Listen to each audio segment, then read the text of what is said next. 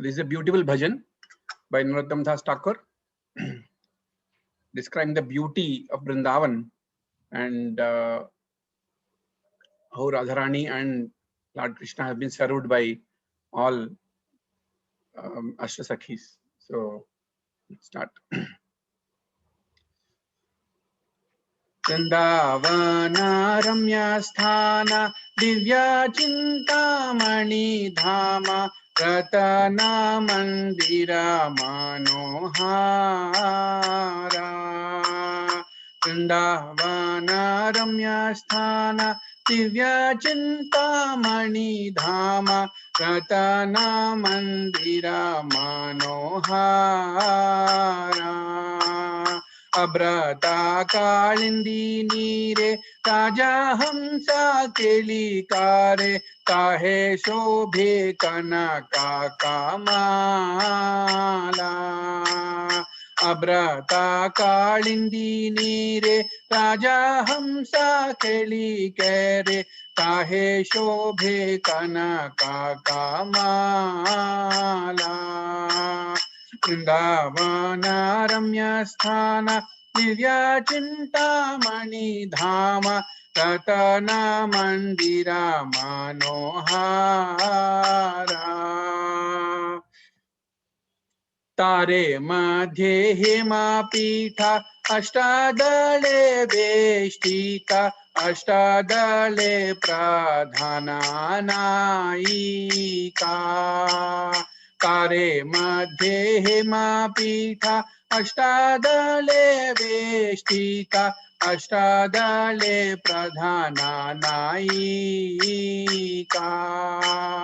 तारा मध्ये रत्नासाने बासियाचे दुई जाने श्यामा संगे सुंदरी Radhika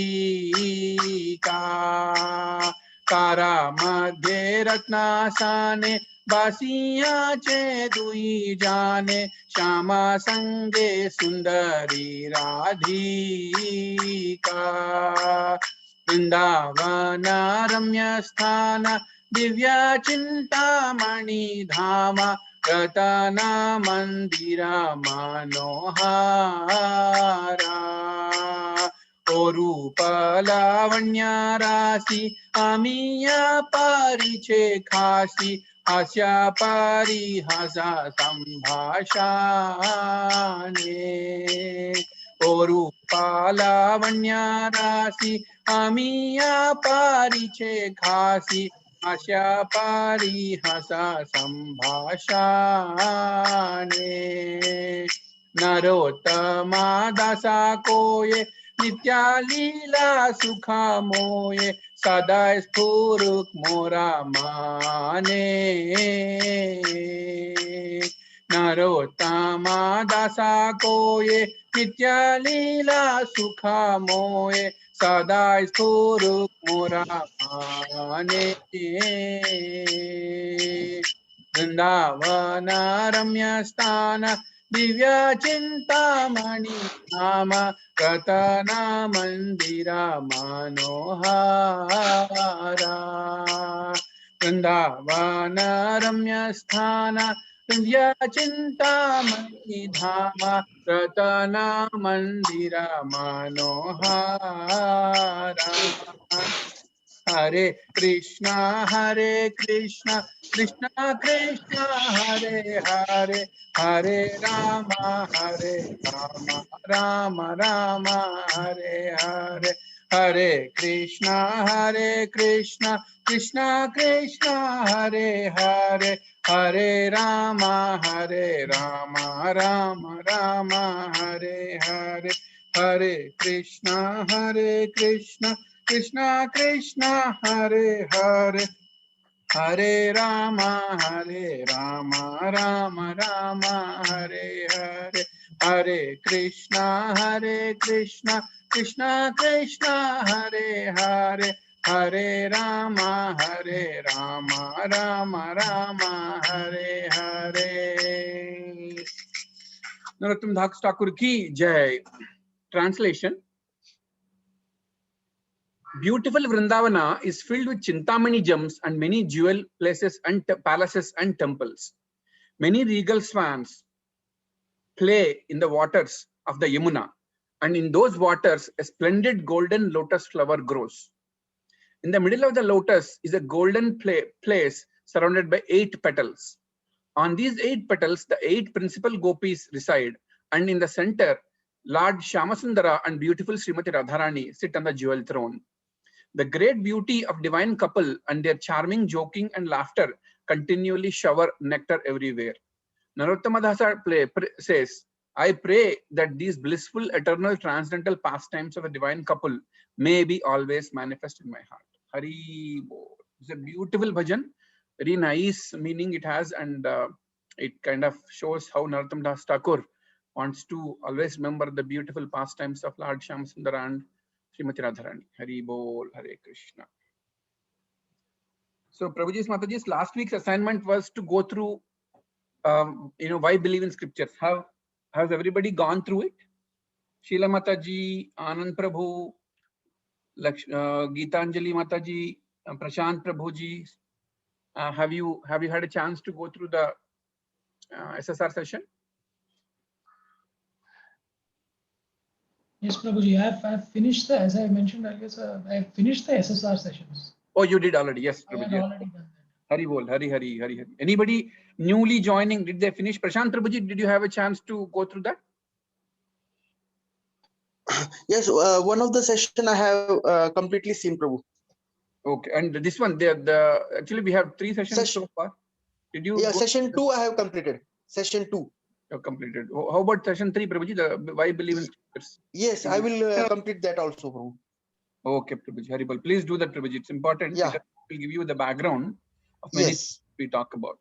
Yes, Prabhuji. Hare Krishna.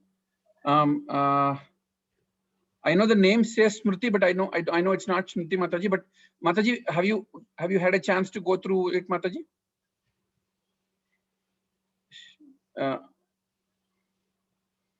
Hari Bol, Hare Krishna.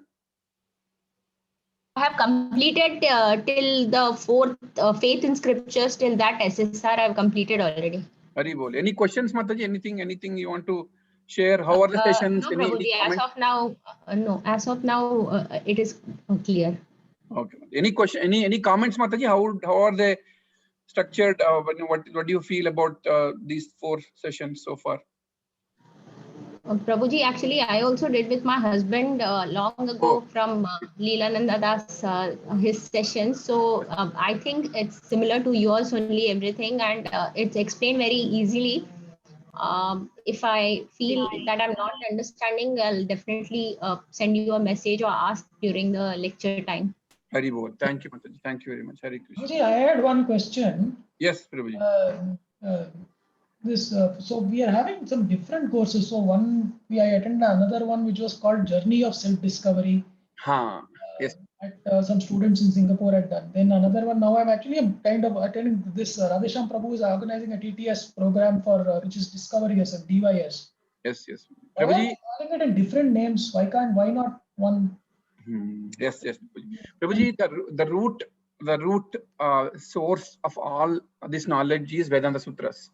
And the original Prabhuji, who is one of the Prabhujis who created this course called DYS. Actually, originally it's called DYS, Discover Yourself. It's a 6-session course with 1 hour each, because I think that it was created to kind of do a quick introduction in like a week before you start anything. And it was created by Radha Gopinath Prabhuji from Mumbai. And usually wherever you go, you will see that name as DYS only. Most of the times, DYS, Discover Yourself.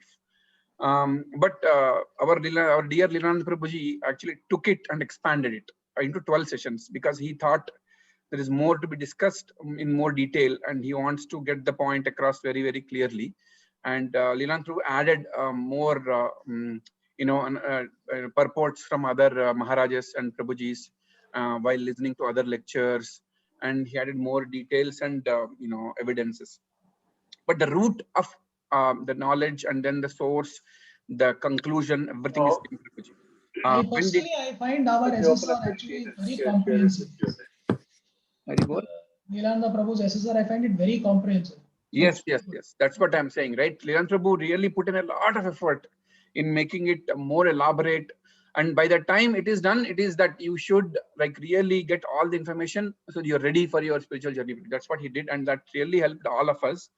But that said, I think each preacher has his own way of preaching. If you see, you know, the details might be a little different and the way it's presented might be different, but the root source and then the concept is same. So it's okay. I think people can have different ways of preaching and they can have different timings based on the situation they're in, based on the place they're in, based on the audience they have. They can choose to customize it. It's fine. And even Radheshyam Prabhu's it's a course for preachers mostly, you know, because he wanted to make sure that all the preachers are up to date with the with the information, and he probably give the freedom, you know, to the preachers to kind of apply that to their location, to their circumstances, to the people that are coming to them, the audience, based on the time. You know, Prabhuji, like one thing I can tell you is even for me, you know, it was a crash course because the way I got my SSR, which is DYS, is just 3 hours. It's a condensed. Because I was leaving Seattle and packing and everything. So a couple of devotees came from temple and just gave us like, you know, a couple of sessions to just, you know, introduce us. So it can be done any different ways, Prabhuji. So, but the concept is same. And one last question, Prabhuji, on these songs, the bhajans that you are singing, where do you get the tune from? Prabhuji, so every song, so most of the songs, Prabhuji, are in KK songs. So you go to kksongs.org, all the songs are there. And to get the tunes, Prabhuji, you either search in YouTube and then like, you know, put Vrindavan Ravyasthana and like say, for example, ISKCON, you put the name ISKCON at the end. Many Maharajas, many Prabhujis will sing. And one of my favorite singer is Sarup Damodar Das. He has a couple of apps. I will recommend, I'll send the links to, he's a beautiful singer. He's like, you know, he sings all these songs so nicely. And he's a classical singer, of course. And I'll share those links. Any song you want, you can search with his name, you will see that. And also you can search for a song and then say ISKCON and you will see different tunes Maharaja sing. And even some of the songs have multiple tunes. Yes, Prabhuji, they're all available. I will send those links. There is a Vaishnava Songs app also. So I will do that after this meeting. But Thank you. It's just heard, Prabhuji. It's like, you know, you sit in a satsang, somebody sings, you learn it that way, and then like, you know, you go back and practice it, and like, you know, it's like that. As you have more and more association, you will hear more and more songs, and they're all beautiful, and you can easily understand Bengali. It's not a big deal. You can see that most of the, you know, kind of words are like kind of Sanskrit origin, or even sometimes Telugu also they match. So it's very easy to understand. Also, Bengali is a very sweet language, and most of the songs are written in Bengali because Gaudiya Vaishnavism started in Bengal, West Bengal, and Calcutta and Mayapur and those places. But one more thing I want to tell you is all these songs have never been published, Prabhuji, as Sumas says continuously also. They have been kind of written by, they're not even written anywhere. Like, you know, it's heard by the disciples of these great sages, great Swamijis and Sannyasis, and they popularize them because they're like kind of love letters, you know, to Radharani and Krishna. These people have written. It's like intimate, you know, their feelings and how they're feeling in different times, right? This is a beautiful, you know, song in a good mood, but you can also see a lot of songs, you know, begging Krishna and Radharani to give the mercy and how fallen they are, like how much they're in, you know, not qualified to get any mercy. So they're all like, you know, they're all very, you know, intensely written by all these great Vaishnavas, great Vaishnavacharyas. So I'll send all the links. Thank you, Prabhuji. Hare Krishna.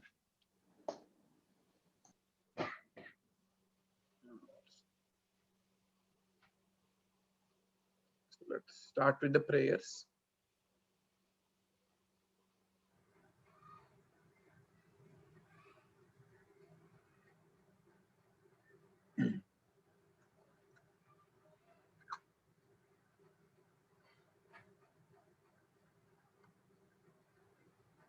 Just before the prayers, I want to do an announcement. Whoever is in Hyderabad, there's a beautiful opportunity for all of you. I sent a message in the meeting also. Last time I forgot to tell you.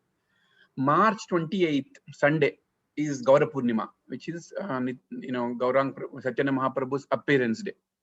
And Gaura Purnima is a very significant day for all of the Vaishnavas.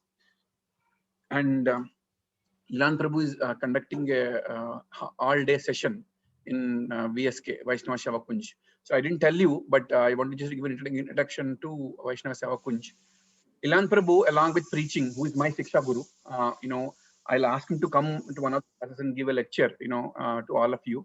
He's my Siksha Guru, and who he taught us all the SSR sessions and Bhagavad Gita, Bhagavatam, whatever I'm speaking is the mercy of my Siksha Guru so far. He owns a Goshala. It's very near to Hyderabad, from Gachibowli, or if you know about financial district, it's around 35 kilometers from here. From city also you have buses. So it's in a village called Mudimyal, and there's a 2-acre land, and there are 55 cows. He has been taking care of these cows from last 3 or 4 years, and they've been well taken care. All of them are Desi cows, A2 cows, with a hump, all beautiful cows and calves, and there are oxen and everything. The way we work on the Goshala is we all sponsor the cows, and we sponsor the feed and everything, and we get little milk from the Goshala. And we do visit Goshala almost every 2 weeks, every 1 week. Prabhuji visits every week. He has people to take care of the cows. Krishna, Lord Krishna is Govinda, right? He's the pleasure giver to all the cows, and he loves when somebody takes care of the cows. So on that auspicious day of Gaura Purnima on March 20th, Sunday, we have a whole day program, and we start in the morning around 10 o'clock. And Chaitanya Mahaprabhu wrote one Ashtakam called Shishta Ashtakam. I keep reading it once in a while. Today also I'll read it. It is about the prayers to Lord Krishna and how to reach him, how to pray to him. And we are doing one verse, 1 hour meeting, like the details of the verse, what does it mean, and what are the inner meaning of it. From 10 o'clock we'll start. 6 or 7 people like me who are preaching in Leelan Prabhuji's team. We are all going to talk about each verse. There are 8 verses. Ashtakam is 8, so 8 verses. Goes on until 3 o'clock, and at 3 o'clock we go to the Goshala. We can play with the cows, we can feed them grass and everything. And in the evening we go to Nagar Sankirtan in the Mudimyal village, the small village. So we go around and do Nagar Sankirtan for 1.5 hours, and come back. We do Aarti, we do Gaura Aarti to Chaitanya Mahaprabhu, and then we have Prasadam and disperse. So I would like to all of you to plan. It's a Sunday, so at the class I will cancel on that day, so we'll all be there. I will be there early so that I can help you out. So directions to that place is like you go to if you are near Financial Districts, you can take your car and go 35 minutes, or you can take a cab and go there. If you want to come by bus, you can from Nehedipatnam, you can take the bus to Chevella. The buses that frequently go to Chevella, and then you get down at Mudimyal village and just and then you go inside for kilometers, and any of us can come and pick you. So that is the plan on that day. I really want you to come, and you will have a bigger association of all of Leelan Prabhuji's team, and all of you can meet each other. Whoever is in Hyderabad, please make time to visit and come there. It'll be very nice to see all of you. I see a couple of hands raised. Please, Prabhuji, please let me know what your questions are. I think Ramesh Prabhu, you have your hand up. Hare Krishna, Ramesh Prabhu. Nothing. I think it was clear by mistake. But anyway, I have a couple of questions. I don't know if I can ask. One thing is, okay. I think I forgot in the process the question itself. Prabhuji, if you're here, are you here on 28th? Prabhuji, please visit us. Yes. How much time I could give, I will. Yeah, you can come anytime. The program I told, but please, at least sometime in the middle of the day, please come, have a darshan, and then we can play some time with us and play with the couple. Right. I would also love to spend such quality time. Sure. Yes, please. Okay, Praji. Any other questions? Sheila Mata, you're still, I think your hand is up maybe from the previous time, I think. Any questions on this? Any on this program? I really want all of you to come. Anand Prabhu, will you be here? Will you be here that time, or are you still here, or are you gone back? I might have been gone to Bombay, so but if I'm there, I'll definitely make it. Yes, Prabhuji. Yeah. Okay, Prabhuji. Hare Krishna. Prabhuji, if you're here until then, I also want you to actually, I'm calling a lot of people to my home as well. Because we are doing all online, but like 2-3 families can come. This week and next week, Suma is not there, so I cannot do much with Prashadam, but definitely next week, which is, I'll tell you the date. I will invite all of you, please come to my place. We'll have satsang, this same class in person. So I don't know, I'm not able to remember the date, but please, we can arrange something. Please come home. Some people came. Ramesh Ruji, please, you also plan to visit. Whoever is here, I don't know who are all here, but please plan for it. I will send a message individually to all of you. I'm sending messages. Please, please come and we have good association. Okay, Hare. Thank you. So let's start with the prayers.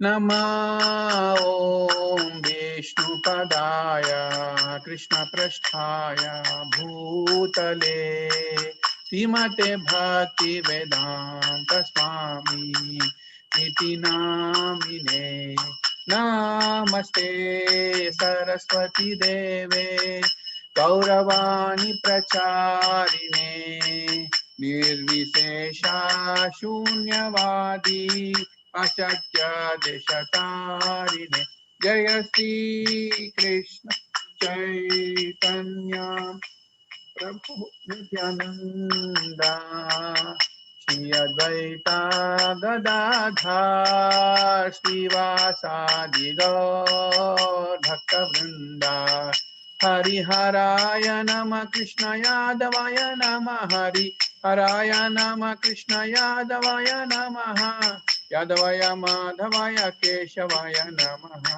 Gopal Govinda Ram Shri Madhusudana Giridhari Gopinath Madana Mohana Shri Chaitanya Nityananda Shri Advaita Sita Hari Guru Vaishnava Bhagavad Gita Shri Rup Sanatana Bhatta Raghunatha Shri Jiva Gopala Bhatta Dasa Raghunatha Hare Krishna Krishna Krishna Hare Hare Hare Ram Ram Ram Hare Hare Jagannatha Swami Nayana Padhagami Bhavatu me Jagannatha Swami Nayana Padhagami Bhavatu me Jagannatha Swami Nayana Padhagami Bhavatu me Jagannatha Swami Nayana Padhagami Bhavatu me Nitai Gaurango Gaura Hari Nitai Gaurango Gaura Hari Nitai Gaurango Gaura Hari Jaya Sachinandana Jaya Sachinandana Gaura Hari Jaya Sachinandana Gaura Hari Jaya Sachinandana Gaura Hari Patita Pavana Gaura Hari Patita Pavana Gaura Hari Patita Pavana Gaura Hari Jaya Jaya Jagannath Jaya Jaya Subhadra Jaya Jaya Jagannath Baladev Jaya Jaya Subhadra Nittai Gaura Haribo, Haribo, Haribo, Nittai Gaura Haribo, Nittai Gaura Haribo, Haribo, Haribo, Nittai Gaura Haribo. Yeah, yes. Good morning, hello. Hi. Can you? Om Ajnanatimirandhasya Ajnananjanashalakhaya Chakshurunmilitam Yena Tasmai Shri Gurave Namaha. Shri Chaitanya Manobhishtam Sthapitam Yena Bhutale Swayam Rupa Kadamahyam Dadati Swapadantikam Vandeham Shri Guru Shri Yuta Padakamalam Shri Guru Vaishnavamsha Shri Rupam Sagrajatam Sahagana Raghunathanvitam Tam Sajivam Sadvaitam Savadhutam Bharjana Sahitam Krishna Chaitanya Devam Shri Radha Krishna Padan Sahagana Lalita Shri Vishakan Vitamscha He Krishna Karuna Sindho Dinabandho Jagatpate Gopesha Gopika Kanta Radha Kanta Namostute Tapta Kanchana Gaurangi Radhe Vrindavaneshwari Vrishabhanu Sute Devi Pranamami Hari Priye Vancha Kalpatarubhyascha कृपा सिंधुभ्य एव च पतितानां पावनेभ्यो वैष्णवेभ्यो नमो नमः। जय श्री कृष्ण चैतन्य प्रभो नित्यानंद श्री अद्वैता गदाधारा श्रीवासादि गौर भक्त वृंदा। Hare Krishna Krishna Krishna Hare Hare Hare Ram Ram Ram Hare Hare. Please repeat after me. ओम नमो भगवते वासुदेवाय। Om Namo Bhagavate वासुदेवाय। ओम नमो भगवते वासुदेवाय। ओम नमो नमो भगवते भगवते वासुदेवाय। ओम नमो भगवते देवाय। Om ओम Namo. नमो ओम नमो भगवते भगवते वासुदेवाय। It is not muted, no? नारायणं नमस्कृत्यं नरं चैव नरोत्तमं देवीं सरस्वतीं व्यासं ततो जयमुदीरयेत्। प्रायेषु भद्रेषु नित्यं भगवत सेवया भगवती उत्तमश्लोके भक्तिर्भवति नैष्टिकी। कृष्णाय वासुदेवाय देवकी नंदनाय च नंदगोपः कुमाराय गोविन्दाय नमो नमः। नमः पंकजनाभाय नमः पंकजमालिने नमः पंकजनेत्राय नमस्ते पंकजांघ्रिये नमो महावदन्याय कृष्ण प्रेमा प्रदायते कृष्णाय कृष्ण चैतन्य नामिने गौरत्विषे नमः। नमो ब्राह्मण्याय देवाय गोब्राह्मणाहिताय च जगद्दिथाय कृष्णाय गोविन्दाय नमो नमः। नमो ओं विष्णुपदाय कृष्णप्रेष्ठाय भूतले श्रीमते भक्ति वेदांता स्वामीनिति नामने। नमस्ते सरस्वती देवे गौरवाणी प्रचारिणे निर्विशेषा शून्यवादी पाश्चात्य देशतारिणे। जय श्री कृष्ण चैतन्य प्रभो नित्यानंद श्री अद्वैता गदाधारा श्रीवासादि गौर भक्त वृंदा। हरे कृष्णा कृष्णा कृष्णा हरे हरे हरे राम राम राम हरे हरे। हरे कृष्णा कृष्णा कृष्णा हरे हरे हरे राम राम राम हरे हरे। हरे कृष्णा कृष्णा कृष्णा हरे हरे हरे राम राम राम हरे हरे। Hare Krishna, Prabhuji Mataji, thank you for joining. We'll do one round of chanting. Before that, I'll say hi to all the new people join. Hare Krishna, Ashok Prabhuji. Hare Krishna, Paddataya. Hare Krishna. I think Padma Aunty joined. Hare Krishna, Aunty. Good morning. Hare Krishna, Rajesh. Soumya. Hare Krishna, Bari Mataji. Hare Krishna, Rajesh. Hare Krishna, Rajesh Prabhu. Hare Krishna, Ramesh Prabhuji. Soumya Mataji. Hare Krishna. Vanilla Mataji. Hare Krishna. Varun Prabhuji. Hare Krishna. Good morning. Thank you for joining.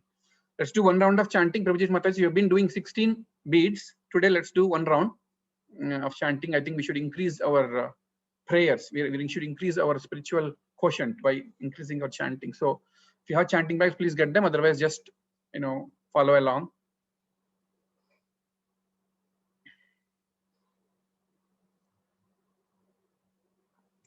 नमो विष्णुपदाय कृष्ण पृष्ठाय भूतले श्रीमते भक्ति वेदांत स्वामी नित्य नामने। नमस्ते सरस्वती देव गौरवाणी प्रचारिणे निर्विशेषा शून्यवादी पाश्चात्य देशचारिणे। जय श्री कृष्ण चैतन्य प्रभु Nityanand. This is the minimum recommended dosage that is given by Chaitanya Mahaprabhu, right? Chaitanya Mahaprabhu said for us to be better, for us to kind of be in a conducive state to continue your spiritual journey, the minimum recommended dosage in Kali Yuga is 16 rounds. And each round takes approximately 7 to 8 minutes, and almost 2 hours is the time you have to allocate, right? Out of the 24 hours time, all we are asking is 2 hours. Of course, like that is a little bit later, but at least start with 2 rounds, at least. That will take not more than 15 minutes, maybe 20 minutes max. You know, you do anyway puja, just take your chanting bag or any other japa beads that you have with 108 beads, just do chanting. One more significance I want to tell about this Mahamantra is, everybody knows Vishnu Sahasranama, right? In Vishnu Sahasranama, that is 1000 names of the God. At the end, Ma Parvati asks Shiva, Kenopayana Laguna. So she asks, right, in Kali Yuga, is there any shortcut? You know, people in Kali Yuga are very busy. They have so many other things to do. They're like so bound with so many other things to take care. Oh Prabhuji, is there any shorter version, shortcut to this? And then Shiva says, Sri Rama Rama Rameti Rame Rame Manorame Sahasranama Tattulyam Rama Nama Varanane. He says the word Rama itself is equivalent to chanting 1000 names of Krishna. Right? That's what he says. He says, like, you know, people don't have time, just say Rama 1000 times. So there's a calculation that we made based on that, and says, you know, if you do one Hare Krishna mantra, Hare Krishna, Krishna Krishna, Hare Hare, Hare Rama, Rama Rama, Hare Hare, you almost do 17,000 names of Krishna, right? So this mantra is so powerful, right?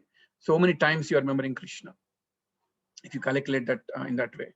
But that is the significance of this mantra. Please, you know, always keep remembering this, keep doing japa. It will help you open up the Shastra Chakshu. The one that eyes that we have are like, you know, Charma Chakshu. These are like material eyes that I have. I can see probably in the room, maybe beyond that, a little bit more with my spectacles.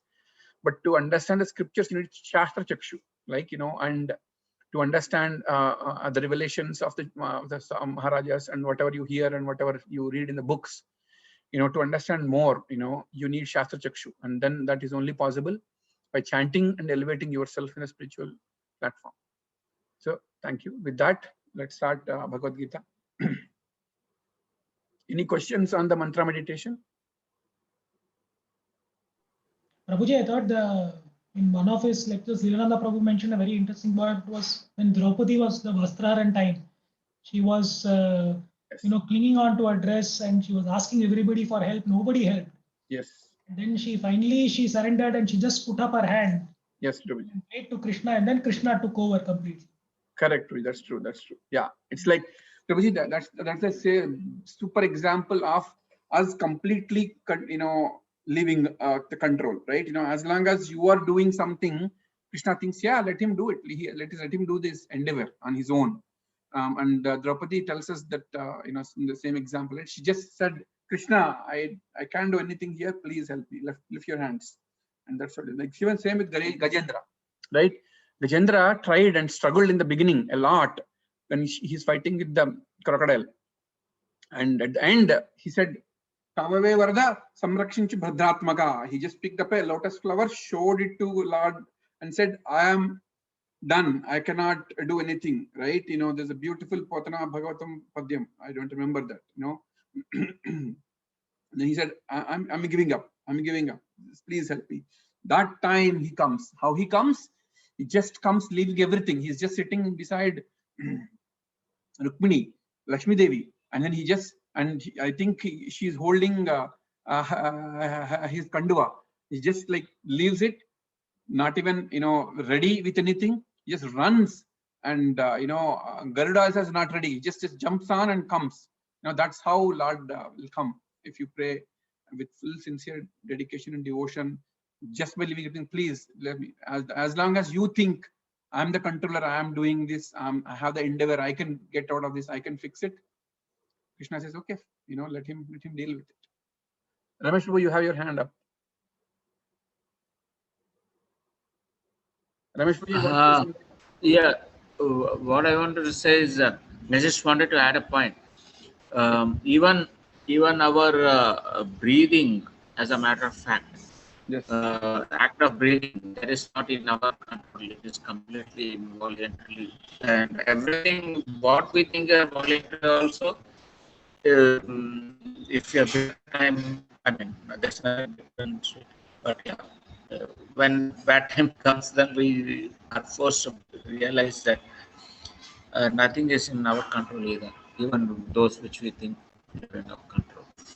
Yes, Prabhuji, 100%, Prabhuji, 100%. Everything is, controlled by the Lord.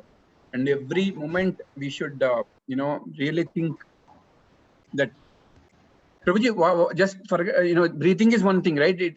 How are you breathing? Doing so many things on your own, right? It's been done by the Lord. Second thing, Prabhuji, you sleep in the night. Who is waking you up, Prabhuji? Say, for example, alarm comes, but who is letting the soul inside listen to it and wake you up? It's just Paramatma, Prabhuji. Paramatma who's inside, right? Just imagine, right? Because everything is shut down in the night when you sleep, right? All the organs take rest. You're in a your consciousness is gone. You're in a shushupti, or you are in a slumber, deep sleep. Who's waking you up? So just imagine if nobody is there to wake you up. That means Paramatma is not there. That means you're dead. You're gone, right? So there's so many things that is done by the Lord, right? The fact that you woke up in this morning today is the mercy of Lord, right? Because of Him, you woke up. You were able to do things. So always have to thank Him for that. So we've been discussing in the last section of first chapter about Arjuna's 5 arguments of not fighting, right? In the first sections, in the first 2 sections, we talked about the army, Dhritarashtra's, statement about whether they really stopped war, his doubts. And then after that, we looked at the army of both sides, Duryodhana comparing Pandavas and Kauravas army and the Atiradis and Maharadis on both sides, how he tried to encourage their people, and how Bhishma stopped him abruptly and started blowing the conch shell, and everybody blew the conch shells. Then we talked about all the Maharathis, their names, their conch shell names and everything. The second part is Krishna as a Bhaktavatsala and victory of Pandavas, the signs of victory, right? Having those Divya conch shells, and then the sounds that they made, and Krishna being on their side. There's no doubt he's going to be the they're going to be the winners. And then how Krishna is Bhaktavatsala, right? How he agreed to be the charioteer of Arjuna. And charioteer is the very mean job, right? Especially in the middle of the war, if somebody wants to tell you the directions, they have to kick you from behind, based on the direction you want to go. So, so he's a Bhaktavatsala. He really wants, Dushta Shikshana and Shishta Rakshana. He wants to make sure, Pandavas teach a lesson to Kauravas with all the atrocities they did, and especially how they disrespected Draupadi in the middle of the Sabha, so even though these people want peace accord, he went to Kauravas on their behalf, but ultimately he says this is not correct, and we have to teach a lesson to them, and he wants to make sure he takes care of his devotees, disciples, right? Then comes the fourth part of Arjuna's Arjuna wants to go in the middle of the armies, and he wants to see both of the he wants to see the Kuru Vruddhas, Bhishma, Drona, and all those people, and then he starts confusion in his mind. But the question is, really, he's such a big, warrior. He learned his Vedas and lessons in 3 worlds. We might have gone to small universities here and there, but he learned his education in out of the world, in other universes. Is he really that indecisive? Is he really that, getting bewildered? No, he is not. He's just playing a role, right? Basically, Krishna wants this episode to happen, so the Bhagavad Gita comes out for all of us. It is, Krishna and Arjuna doing this episode for all of us, right? Just like, how, Jaya Vijaya, like if you remember the curse of Jaya Vijaya by the Kumaras, and Krishna asks them, Lord Vishnu asks them, do you want 3 lives of being my enemy or 7 lives of being my friend, or my side? And they say we cannot tolerate, without you. So give us 3 lives of, as your enemy. And that's where Hiranyaksha, Hiranyakashipu come and they fight. But does Lord really, fought them and killed them? It means like it is a pastime, it's a leela, to teach us how Lord comes to the world to protect his devotees, like Prahlad, right?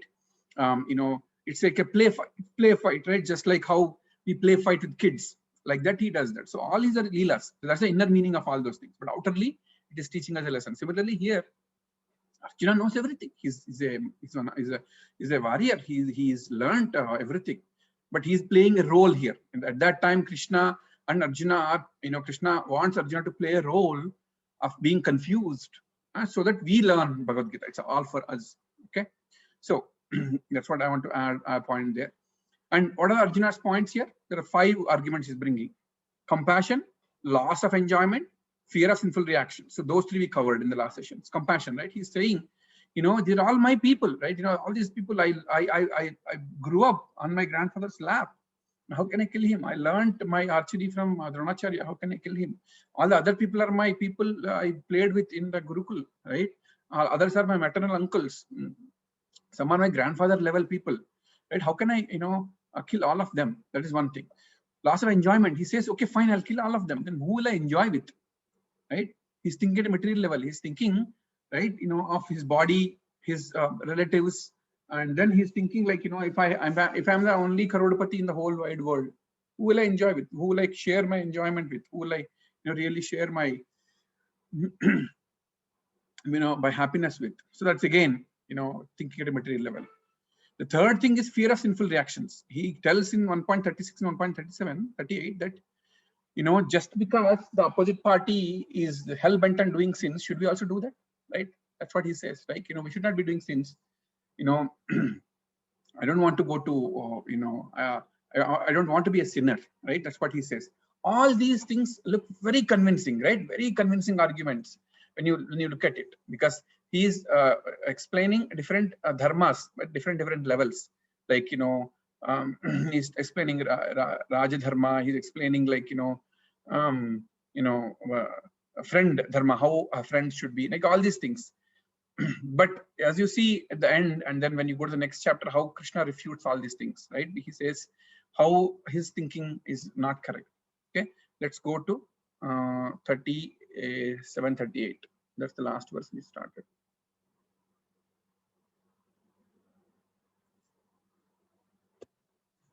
Yeah, let's just do this verse once, and then we'll go to the rest of them. Bhagavad Gita 1.37, 1.38.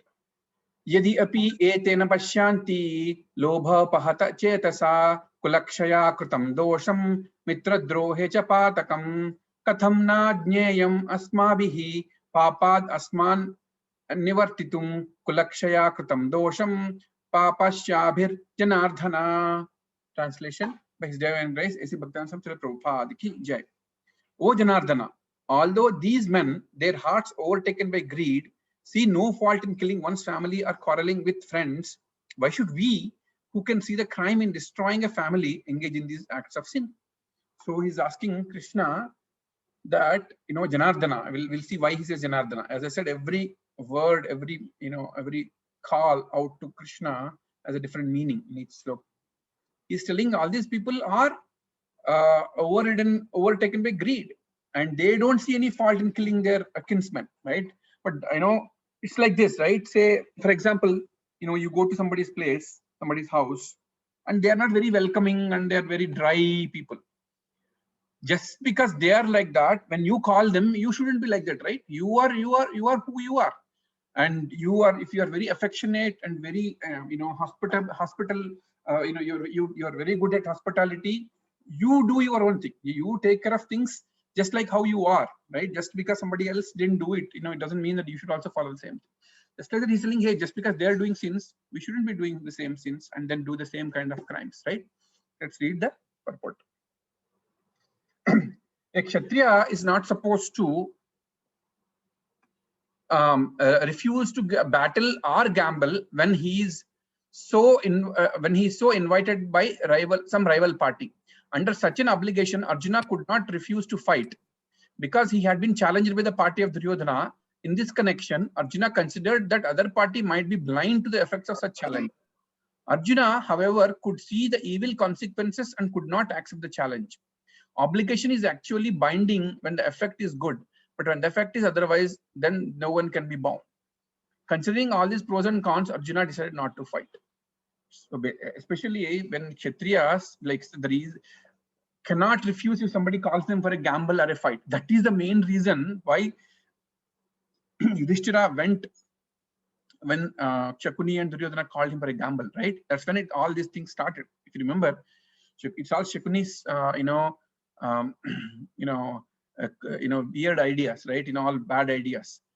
Call him for a match of gambling, and Kshatriyas, as Kshatriyas, he knows that this is wrong, but he will never object it or he will never refuse it, because a Kshatriya, for him, he cannot refuse it. He should go do it.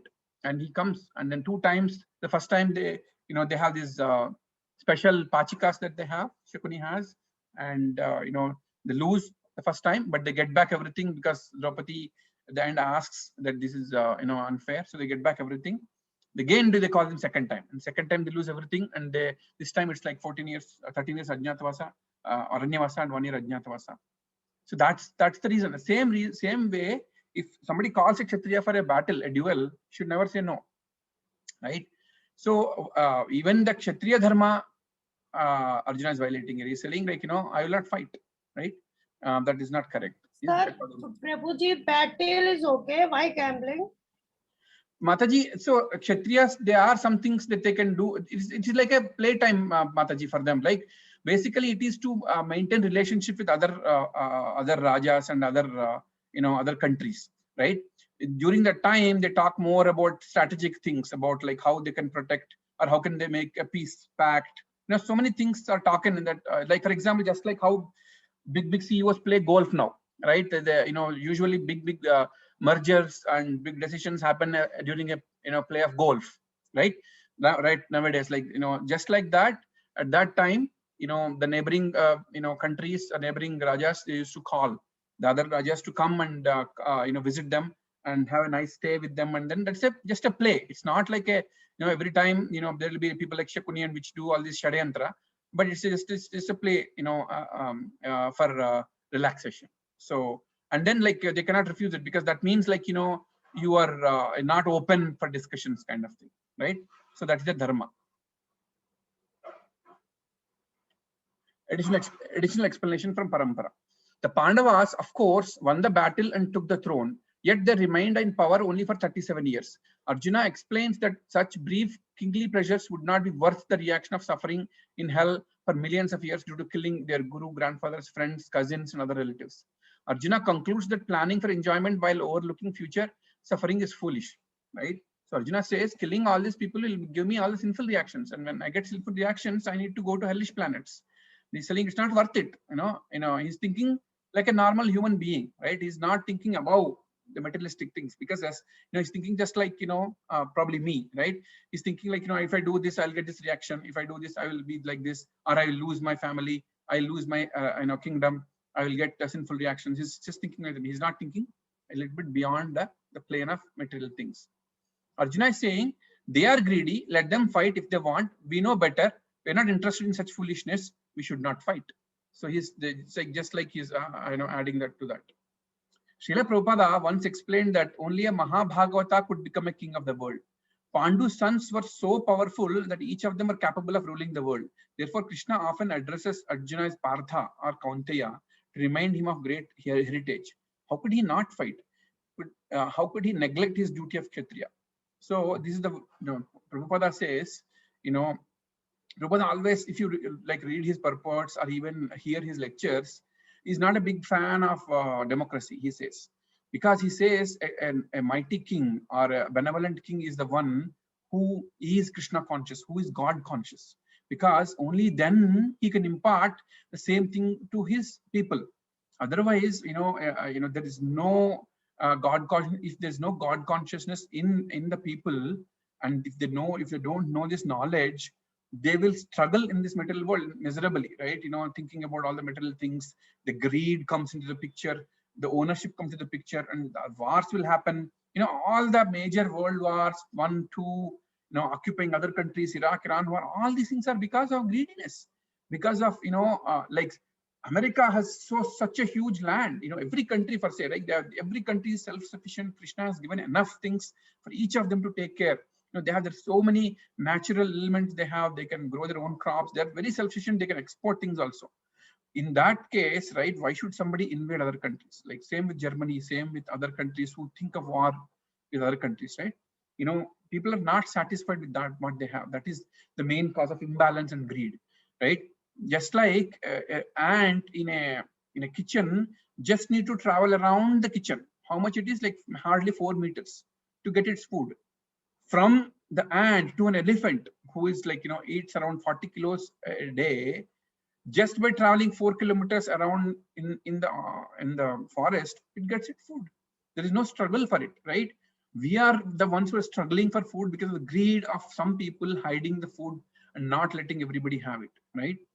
That's why Prabhupada says, all you need is 100 yards of land and 1 cow, and you will be self-sufficient. You can have your paddy that can be grown. You can have vegetables that can be grown. That milk will give you, that cow will give you milk, and you drink it. And Prabhupada says many times, you listen to him in any of your purports. He says, all the villages and everything is self-sufficient. Like nobody needs to really, even he's a little bit opposed of industrialization. He says, like, we don't need all these sophistications. Like, we have our own, things to do in the villages. Everybody has their own way of making money independently. They have their own land. He says people should have land, and then they can grow their own food. They can eat it. All this industrialization is causing a regression. So similarly, and he says all the time, the king has to be God conscious. So Prabhupada here says all the kings, all the Pandavas are so much God conscious, Krishna conscious. They can be the world leaders. They're capable of ruling the world, right? And that's why he keeps reminding, Krishna keeps reminding Arjuna as Partha, as Pratha, like you come for a great dynasty and you are talking like a normal human being, right? You're supposed to take care of the whole thing by being a Kshatriya and fight and fight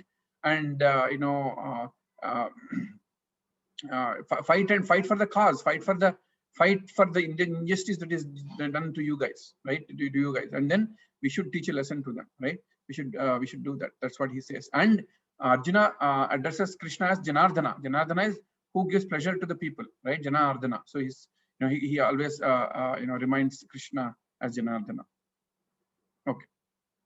1 second. Why is this not going away?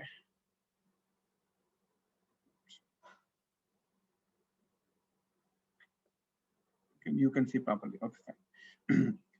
Reasons not to fight. Destruction of family traditions is the 4th reason. Kulakshaye pranashyanti kuladharma sanatana dharme nashte kulam krishnam adharmo bhyabhavati yuta. With the destruction of the dynasty, the eternal family tradition is vanquished, and thus the rest of the family becomes involved in irreligion. Let's see what he means by irreligion. In the system of Varnashrama Institute, there are many principles of traditions, principles of religions and traditions, religious traditions, to help member of family grow properly and attain spiritual values. The elder members are responsible for a purifying process in the family, beginning from birth to death. On the death of the elder members, such family traditions of purification may stop, and the remaining younger family members may develop irreligious habits and therefore lose their chance for spiritual salvation. Therefore, for no purpose should the elder members of the family be slain. So here Arjuna is explaining Varnashrama Dharma. What is Varnashrama Dharma? There is Varnas, there are 4 Varnas, there are 4 Ashramas. What are the 4 Varnas? Brahmana, Kshatriya, Vaishya, and Shudra. What are the 4 Ashramas? Brahmacharya, Grihastha, Vanaprastha, Sannyasa. In the Vedic culture, in the Vedic culture of living, Varnashrama Dharma is very important, right? And Krishna says there is one chapter dedicated to this in Bhagavad Gita. Varnashrama Dharma keeps everybody at in the same, so that they can independently run their lives with by coherently working with each other, right? If you go to villages, everyone has their own kulavrutti. For example, a barber, he has his own respect. I remember when my childhood, right, the barber used to come to our place and he used to do all the cutting and shaving and everything, and he used to earn, like everybody calls him, he talks in the same level as everybody. He kind of chit chats with all the elderly people in the family, and the people get service and he gets paid, and he is respected as that person. Similarly, potter. A potter's job is to make the pots, and you use the pots for the whole year. At the end of the year, you break all the pots, get new ones. So he has his own job secured. Similarly, a brahmana. A brahmana gives Vedic knowledge to everybody in the village. So he's the one that, every Raja used to have brahmana as his advisor, and he used to work according to the advice given by the brahmana. And brahmana are always taken care of. Brahmana never earns money by never begs anything from anybody, right? He's taken care by the Rajas, and even if somebody gives the money, he goes back and gives to the temple or something like that, because he's taken care by the people, and he is taken by the Rajas and the Maharaj. And what is the quality of a Kshatriya? Kshatriya's quality is to listen to the Brahmana, do the right thing for the whole kingdom, take care of the kingdom by protecting them, and then probably making some friends and the neighbors, and then just making sure that everybody is God conscious and they are taken care, and their food is taken care and everything. What is the responsibility of a Vaishya? Vaishya's job is to do trade, right? And then go seva. So Vaishyas used to take care of the cows. They used to do trade. They used to get they used to store the grains for the whole year and distribute. And Shudra's job. Shudra is not a demeaning word here. Shudra means he's a worker. He's a worker class. His job is to work. Here, there are the people who work in the fields. There are the people who work. They are meant to work, right? They are very strong, and they're meant to work, and they have their own responsibilities, and they have their own slot in the Varnashrama dharma to do it. Those are the 4 varnas we have. We always have, and they are respected for. And what are the ashramas? Ashramas are your stages of life. Brahmacharya. In the olden days, Vedic cultures, when a kid is around 5, 6, or 7 years old, Panayanam is done, he's sent to the Gurukul. And Gurukul, he used to live with Guru and Guru Patni. Guru Patni used to feed him the whole group, and he used to strictly follow the Guru. And if the Guru says, go bring firewood from the forest, he used to go and bring. If you clean the ashram, he used to clean the ashram. So he completely surrendered to the Guru. He used to follow Guru's instructions. He used to get the Vedic knowledge from the Guru. And then he used to follow Brahmacharya, right? He's a Brahmachari until that time. And after that, if the Guru permits and your father mother permit, you take Grihastha ashram, you marry. And what is the meaning of the marriage? Why do you get married? To pray together, to be Krishna's devotees in association of each other, and progenate kids who, again, you have to make them Krishna consciousness. As a family, you pray. So that is the Grihastha ashram for you.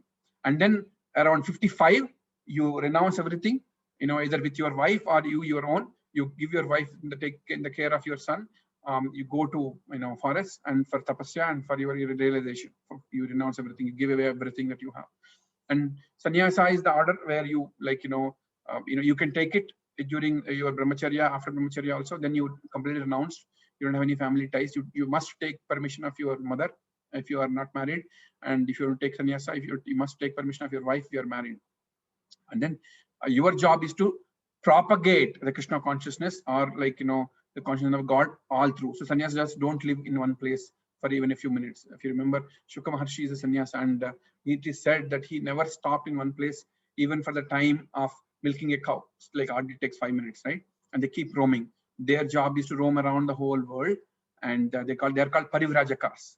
Parivrajakas, and their job is to give the knowledge to grihasthas all around the place. So these are well maintained, right? And in this ashram, if you're in a grihastha, it is Arjuna is saying the elders are very important. Why they're important? They are the people who impart the knowledge of Vedic culture and Vedic civilization to the younger people, right? For example, I remember, for one of the ceremonies that we do in our house is Pinda Pradhan, right? Pindadan to your elderly.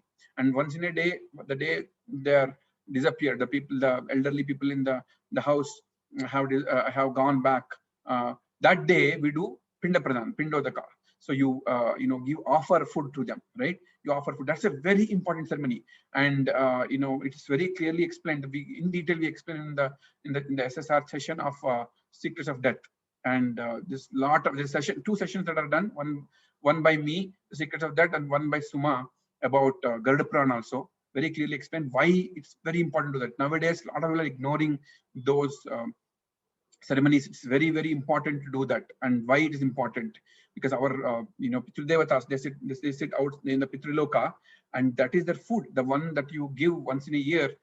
You call the Brahmins and you satisfy them by giving them food, and you make pindas and offer pinda and water to them. That is for Pitrudevatas, 1 year for us is 1 day for them. So that is the daytime food for Pitrudevatas. So if you don't do that, they will starve. They will not have food to eat. And the nighttime food is the Pitrupakshas. Like you get Pitrupakshas during the year, right? You do Pitrupakshas also. That is the nighttime food. So these ceremonies are very, very important. And how do I know about them? When my grandfather and my father show that I'm doing it, right?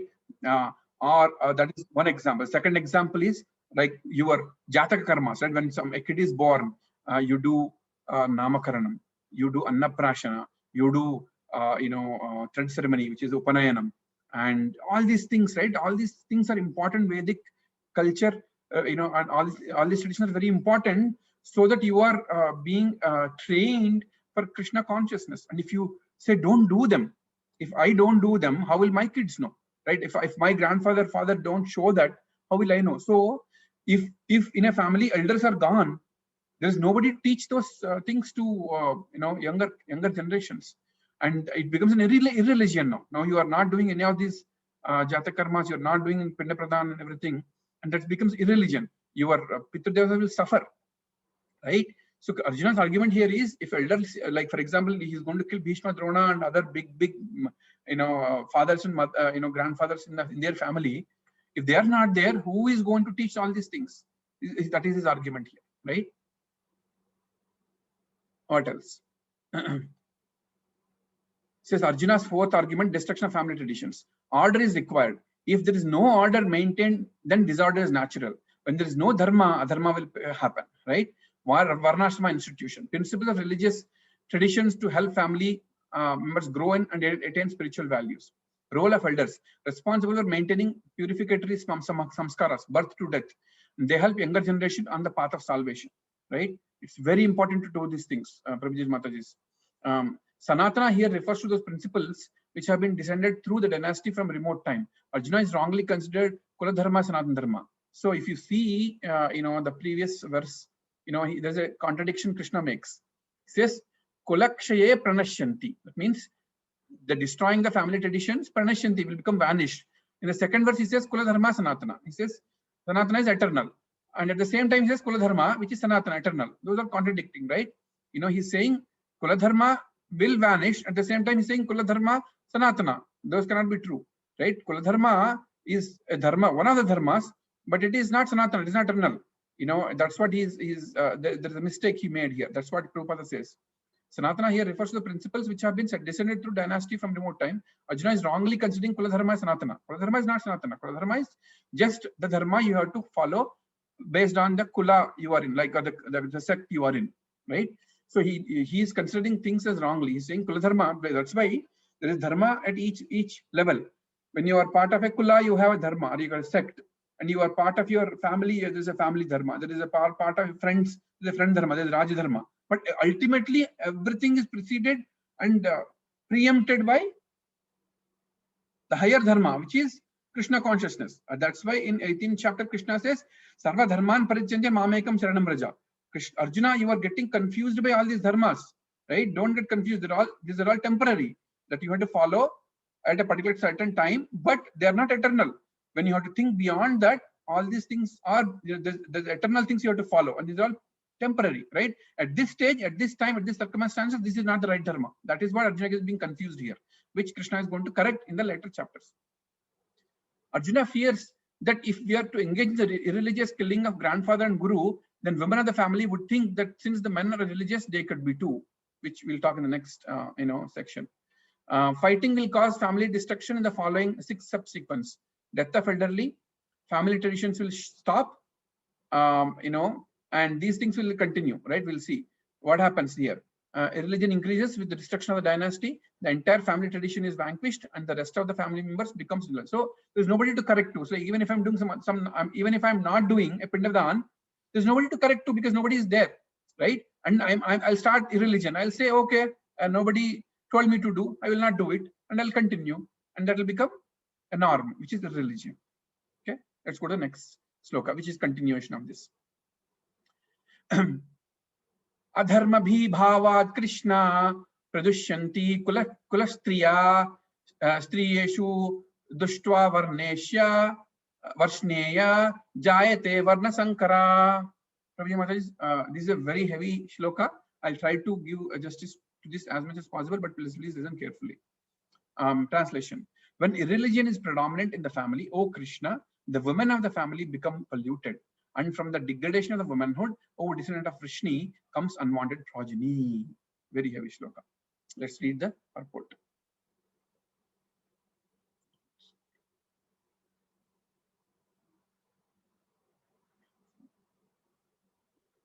Good population. 1 second, I am not able to see this. I'll read it from here. Good population as human society. Good population in human society is the basic principle for peace, prosperity, and spiritual progress in life. The Varnashrama religion's principles were so designed that the good population would prevail in society for the general spiritual progress of state and community. Such population depends on the chastity of the unfaithfulness of its womanhood. As children are very prone to be misled, women are similarly very prone to degradation. Therefore, both children and women require protection by the elder members of the family. By being engaged in various religious practices, women will not be misled into adultery. According to Chanakya Pandit, women are generally not very intelligent and therefore not trustworthy. So the different family traditions of religious activities should always engage them, and thus their chastity and devotion will give birth to a good population eligible for participating in the Varnashrama system. On the failure of such Varnashrama dharma, naturally the women become free and act and mix with men, and thus adultery is indulged and the risk of unwanted population. Irresponsible men also provoke adultery in society, and thus unwanted children flood the human race at the risk of war and pestilence. So Prabhupada gave this purport about this thing, and it's a little bit heavy. I'm going to explain it as much as I can. So what does it mean by religion and women having less intelligent and all these things, right? So the way to look at it is, women naturally are very caring and loving in the family, right? If you, so for example, if you take a family, a newborn kid is there, and say the father is playing with the son or the other daughter, and say the kid does number 1 and number 2. What does the father do? Immediately say, hey, take it, clean it. All right, like normally men are not very much into that. They play with the kids, but the mother is the one who takes the kid, and goes, takes the kid, cleans them, put them new clothes, and brings it back and gives the father. So women are very caring, naturally very caring and very soft, and they are the ones that attach to the kids more than the father because of the caring nature, and they are very much attached to the family, and they're very, very soft and mellow. And whereas men in the society are very, very opportunistic and kind of very, they have this intrinsic propensity or tendency of, exploitation, right? If they see a single woman, the propensity and goes inside, and then they are the one who tries to take advantage of the independent women. And that's why in Vedic culture it is told women should be always protected by a man in the family. Even a young girl should be protected by the father, and once they get married, they're protected by the husband. And if the husband goes to vanaprastha and goes out, they should be protected by, or if he dies, they're protected by the elder son. So women should always be in the protection of a man, in all senses, because they're vulnerable, and men like jackals are ready to take advantage of them. And what is the meaning of women being low intelligence? It's not the regular intelligence we talk about, the material intelligence. So don't get me wrong. Women are more intelligent materialistically than women. If given a chance, you can see that in many, many instances, they are more capable of running a country, running a company, and their emotional quotient is very high, which they can use it to really do greater things for the company or the or the country. But what the intelligence being talked about when Prabhupada wrote this purport at that time is about spiritual intelligence, right?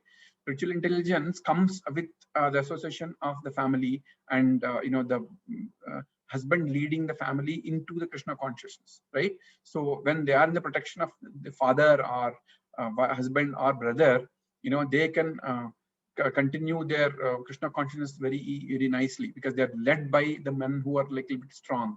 So Chanakya Pandit and Prabhupada here are kind of talking about that in that sense. So don't take it wrongly, right? When in the purport says they are, less intelligent, they are like, prone to doing this, because they are, very soft natured and very vulnerable.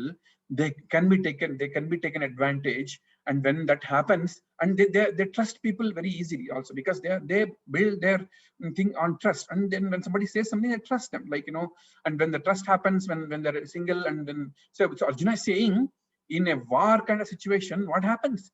All the women are at home, all the men are in the war, they all die, right? And women are single, there's nobody to take care of them. These jackal oriented men will take advantage of them, and these women trust them. And then what happens? Unwanted progeny comes, right? That's what he's worried about and that you can see in nowadays, right? For example, George Harrison, who is one of the Beatles, kind of said most of the England is born on a Friday night. The reason is, like, you don't have any boundaries, when you are, and especially in the latest culture, whatever it is, that you go out with everybody, you mingle with everybody, and unwanted progeny comes, right? All these people who are like, who in the Western countries, they have multiple fathers, multiple mothers, and they have stepfather, stepmother, everything, and they involved in irreligious activities, religious things, and the progeny is unwanted. And many people who are like these kids are the cause of the troubles, like the kids who really went on in the rampage of firing, in all the incidents, many incidents, if you see, are these kids who are not taken care by the father and mother, properly in their childhood. They're not given the love, they're not given the caring, right? And they just burst out on these things. So Arjuna worries about unwanted progeny during situations which come, and they're burdened to the society. The acts that they're done by them are like, heinous. And then they, because there is nobody that could guide them, lead them the right way when they started their life, right? And he worries about it, right? So additional explanation from this, right? Women polluted 1.40. When a religion is prominent, the women in the family become polluted. Chanakya Pandit says women need protection. Why women need protection? Because the less intelligent compared, less intelligent meaning more emotional and more loving, and cannot hide their things in the heart. They're very open, right? And prone to degradation. How are they protected? By engaging in religious principles, either under a father, husband, brother, or son. If they're not protected, it leads to adultery and Varnasankara. Varnasankara is unwanted progeny, right? From degradation of women comes unwanted progeny. Varnasankara has three effects: risks of war, pestilence, and health of life, and the whole family ancestors fall down because Pindadana stops. When unwanted progeny happens, there is nobody that continues to doing the Pindadana, and it stops, and they'll fall down. And this destroys all community projects also. Like, even if you want to do good in such a community where there's unwanted progeny, the people who are not taken care of, they oppose every good thing you do. You can see that in Kali Yuga practically, right?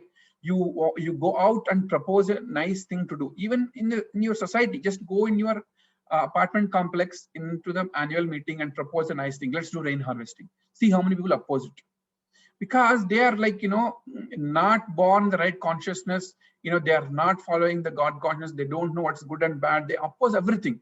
You call people for, say, for example, come for a Bhagavad Gita class. 99% of the people will oppose. You want to do something good for the community, like start a Bhagavad Gita class. Why Bhagavad Gita class? Why not Quran? Why not Bible? They'll simply put obstructions in your path, right? So all these people, they're all unwanted progeny. They're all cause troubles to welfare projects, in good projects to the society. They never do anything. They stop everything. They block everything, right? So in this verse, Arjuna calls Krishna as Vrishneya, descendant of Vrishni, because he wants Krishna to think how he would feel if Vrishni dynasty was on the verge of distinction. Again, the name Vrishni is referred here because he wants to think of Krishna to think about his dynasty and how it will really hurt if the whole dynasty is destroyed.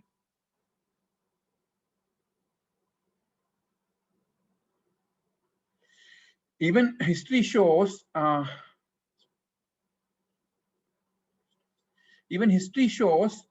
when the side which was won the war enters the kingdom of the defeated, they rape women and torture them. This is tendency seen such time immemorial and the unfortunate fact of the nature. They try to show their power and they conquered in this bad way, right? That happened in many of our histories, World War I, World War II, everywhere. That's the bad, effects of the war. In all dynasties, begetting a good soul is great responsibility. If a bad soul is brought into the family, the whole dynasty would take responsibility and they would take every step to correct it.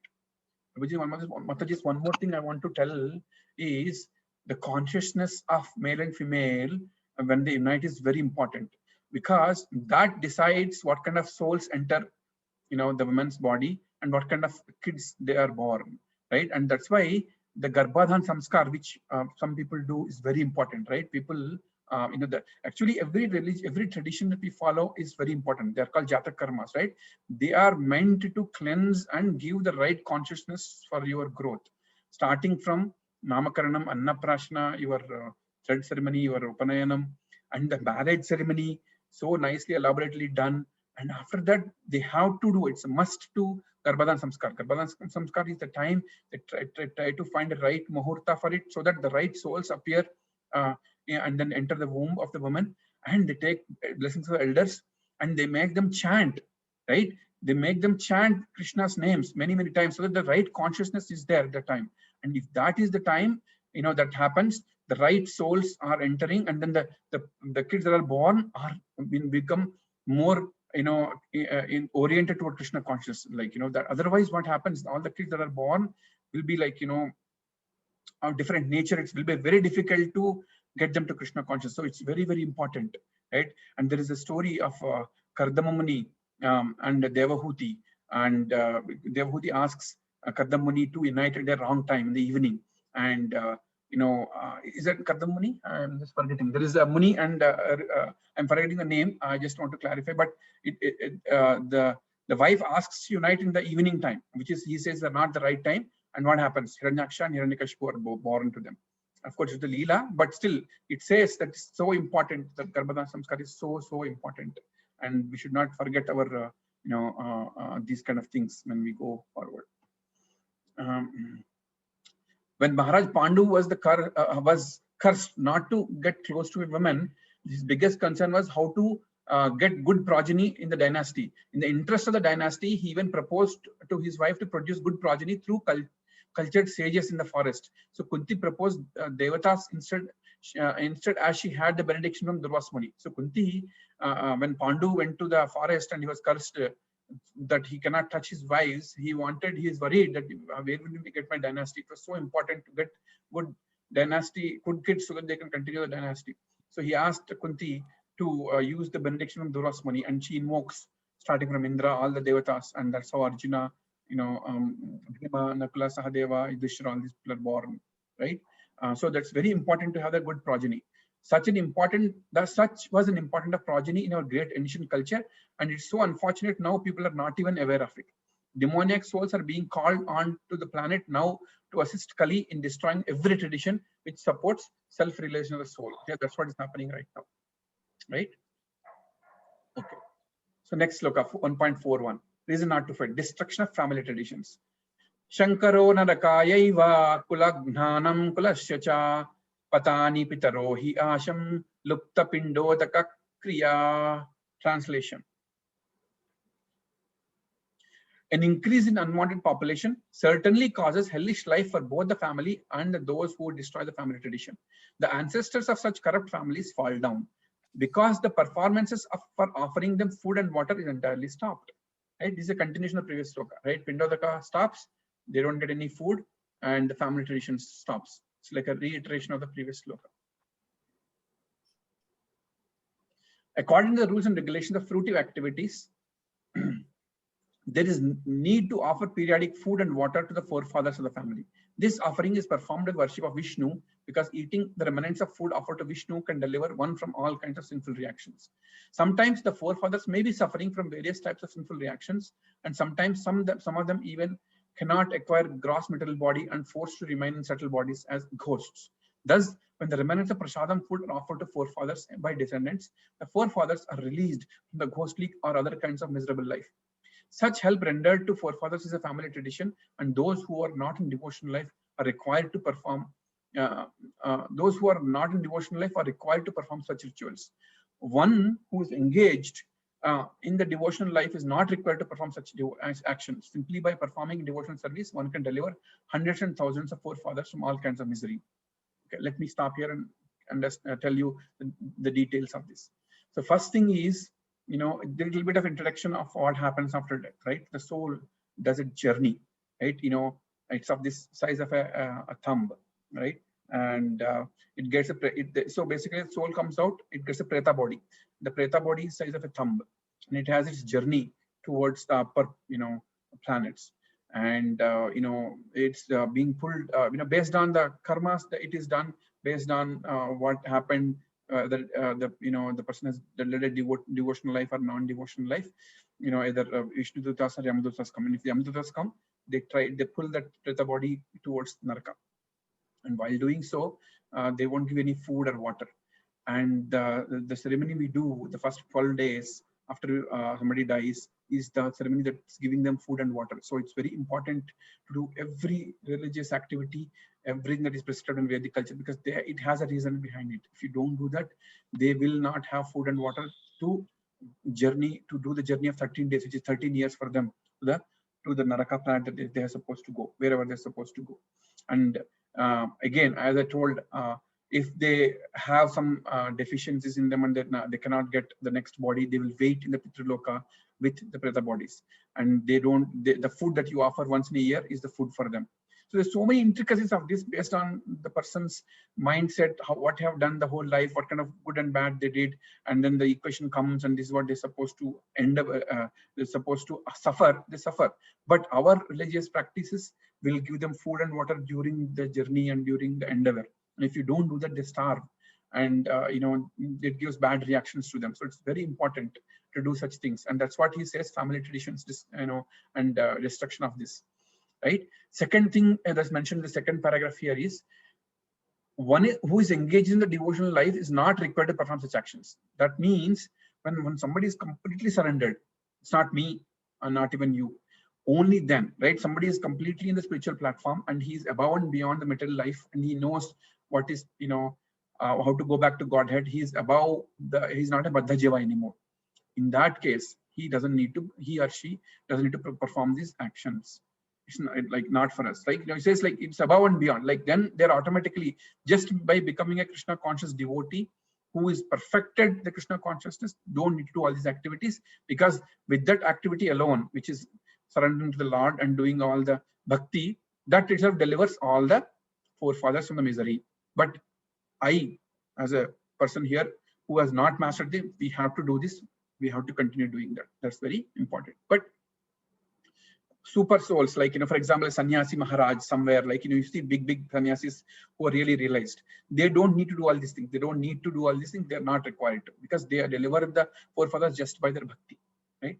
So it is stated in Bhagavatam, 11th canto, 5th chapter, 41st sloka, Devarshi Bhutapa Nrijan Pitram Na Kinkaro Nayam Rane Charajan Sarvatmana Yah Sharanam Sharanjam Gato Mukhandam Parihratya Kartam. Anyone who has taken the shelter of the lotus feet of Mukunda, the giver of liberation, giving up all kinds of obligation, and has taken the path of all seriousness, owes neither duties nor obligations to demigods, sages, general living entities, family members, humankind, or forefathers.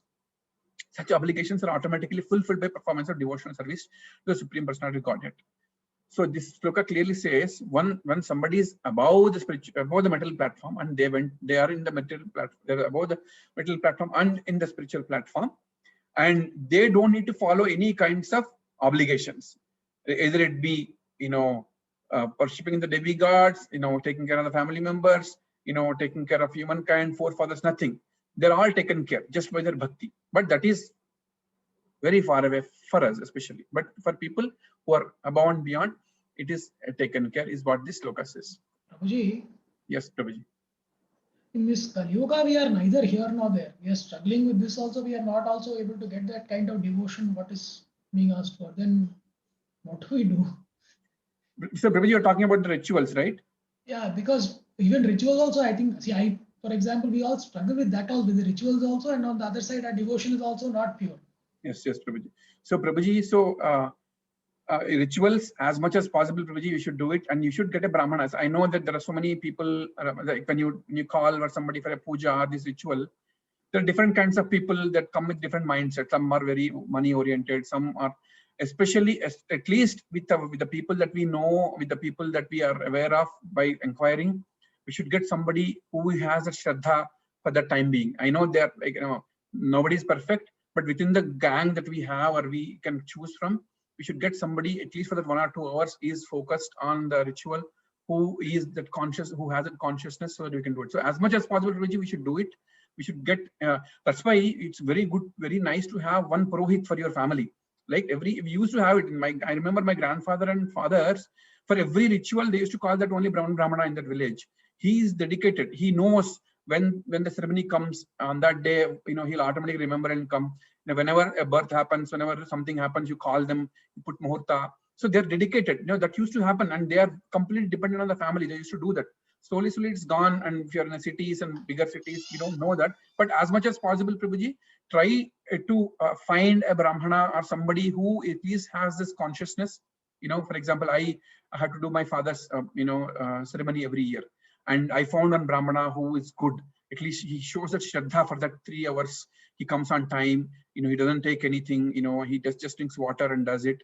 Outside that, I don't know what he does, but at least he has a consciousness. I also gave him a Bhagavatam set. I invited him to many of our sessions. Like I called him for the temple. So at least he knows that, I'm in this path, and like he appreciates that. So at least within the purview of whatever we have, we should find somebody who can do things with Shraddha. That's what maximum we can do, and we should follow. When we do that, we should follow how much we can, right? Like for example, when you do such things, you have to fast until the ceremony is over. You should do that, not drink. Yes, Mataji. So if time permits, can you please explain Vishnupada, Gaya Vishnupada? If time permits, or later also. What is it, Mataji? What do you want? No, I didn't. Gaya Vishnupada, sir. Gaya Vishnupada. Yeah, Mataji, I'll cover it whenever we go to the Secrets of Death session, when we talk about it. I'll talk about that. I'll remember that. Yeah.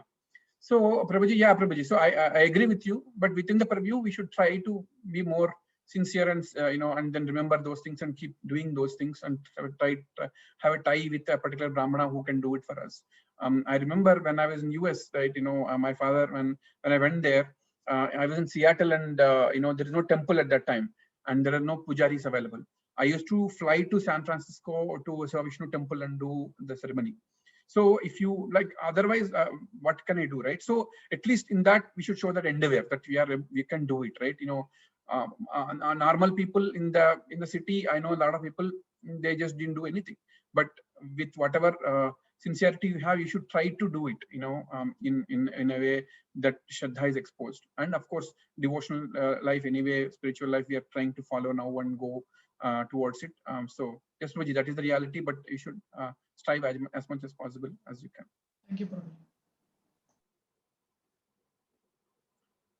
Additional explanation from Parampara. Fighting will cause family destruction of the family following 6 subsequence. Okay, 5 hellish life of the family and the destroyers of the family, because they do the sins, right? And the family in not following traditions. Quality of a kingdom is not determined by the quality of the leaders, it depends on the quality of the people in the kingdom. Arjuna is saying that life will be like hell when we will have many people are born from illegitimate relationships. Caliber of the people who are born totally dependent on the consciousness of the people who are uniting.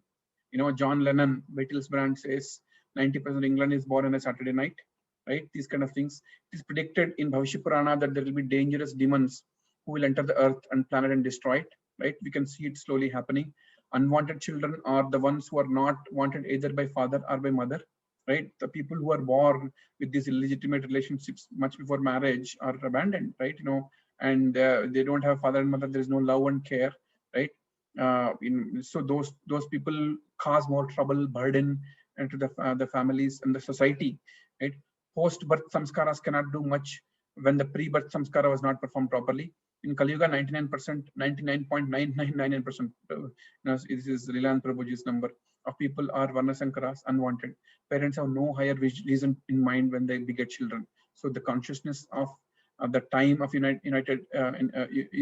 is very important. Garbhadan Samskar is very important, right? Already born children should not be abandoned. They should be given spiritual knowledge and chant the holy names. So what you can do right now is to help this, kids and family have the spiritual consciousness, like, right? That's why from the childhood, right? The sooner you get the consciousness, the better, because you have to give this consciousness to your family, your children, and they follow you. Only when you do it, they do it, right? It's not that you can just tell them, hey, go to Bhagavad Gita class and you sit in and watch TV, right? You have to be there. You have to be there with them, learning with them. And when they see you chanting, when they see you read Bhagavad Gita and not watch TV, only then they will also do it. It is not possible, the children learn by observing and following, right? It is not like, I go to a Bhagavad Gita class and they read first chapter and then come back and you read newspaper. They won't do it, right? When you follow it, they follow it. When you do it, they do it, right? That's very important. Like lead follow is very important. Offering to ancestors will help them continue in heavenly planets and also protect the ancestors from hellish planets, right? When my kids see me doing the annual ritual to my father with that Shraddha and Bhakti, they will do it for me. Otherwise, why will they do it? They won't, right? They won't have any knowledge. So you have to explain them. What is this? Why are we doing? All this we have to explain them. Only then, they're going to follow all this, right? This explains how interconnected our society was and how much we all are dependent on each other. Apasampradayas are worshipping fake avatars will not only destroy the current opportunity of human life, but it will also make the ancestors suffer, right? The moment you get deviated from the bona fide sampradayas and you go to fake gurus and fake acharyas and start doing something, that will continue because your family will follow, and the whole generation like below you will get completely distracted, and that will make your forefathers suffer. This is very, very important to have the consciousness of the right bona fide, sampradaya that you follow and impart it to your family members, right? Let's go to the next sloka. Look at the time. Yeah.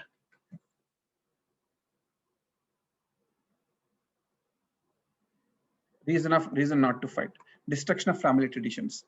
Doshair etai kula gnanam varna sankara karakaihi ushtaadyante jati dharma kula dharma shashvata. Translation: by the evil deeds of those who destroy the family tradition and thus give rise to unwanted children, all kinds of community projects and family welfare activities are devastated. So it's a continuation. As I told before, right? This unwanted progeny has so much repercussions. They will not allow any any good projects in society.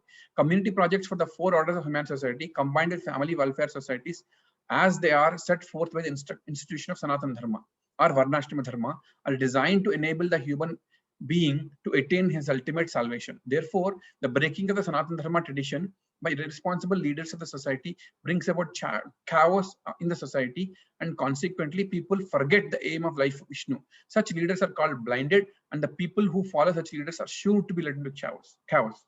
So basically, when the unwanted progeny comes, the society itself will start going backwards, especially the leaders, right?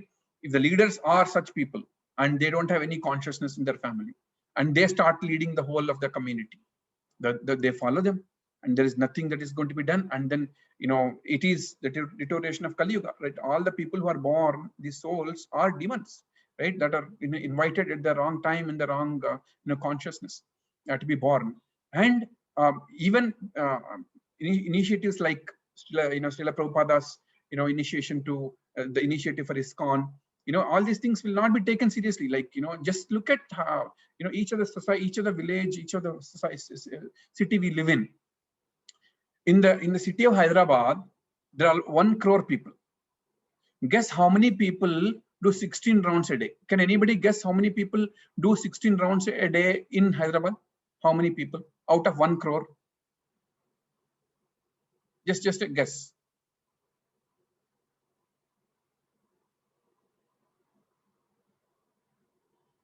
I heard, the people who come to the 3 temples in the city: Abids, Medchal, and Sikandrabad.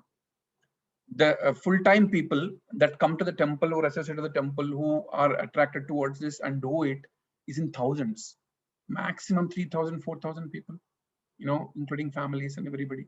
So you can see that the percentage of people who really are God conscious and, you know, getting attracted to such community projects. This is a community project. ISKCON is a community project. SSR sessions are a community project. Bhagavad Gita classes are a community project, right? And you can see the percentage of population who don't follow these community projects for their welfare versus the people who are doing otherwise, right? Like the whole society will be in a chaos because people are not God conscious. They're greedy. They are thinking everything is by me, my endeavor. I can do it. I'm controller. I'm the, you know, I'm the creator. I'm the enjoyer. Versus the people who understand this concept, who understand that, you know, Lord Krishna is the ultimate superior, and we have to be God conscious, and we have to follow this. You know, you can see practically in every city and village. And not only that, if somebody wants to go to such place, people oppose, right? For example, if a friend who wants to come to a Bhagavad Gita class tells other friends, why are you going to Bhagavad Gita class? You are just 25. That is for, like, you know, elderly people, 60 above, they go. Come, let's go to a movie, right? And you know, they don't go, and they oppose, they discourage other people. So you can see all this is happening practically, right? And leaders, the leader himself is a drunkard and he does all illegal activities, and he is the encourager of all wine shops in the whole state. Of course, all the people will follow, right? At least that's why the leaders are very important. Leaders, to have the conscience is very important. That's why I'm happy that we have a prime minister who takes Bhagavad Gita and gifts to every nation. He says there is nothing more than Bhagavad Gita I can give you, right?